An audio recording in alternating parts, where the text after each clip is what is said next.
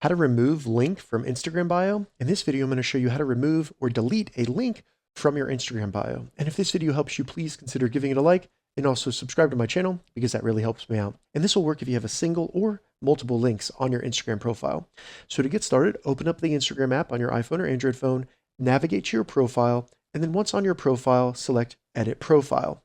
From there, all we need to do is under bio right here, select links, and then we'll see all the links that we have on our bio. Now to remove any of these links, all we need to do is select them and then select remove link, confirm you want to delete it. It'll then load that. And once it deletes it, it'll bring you back to your list of links and that link will now have been deleted. Now you can also reorder your links if you have multiple links and the top one will be shown prominently on your profile. So to do that, select the three dots at the top, right? Select reorder links.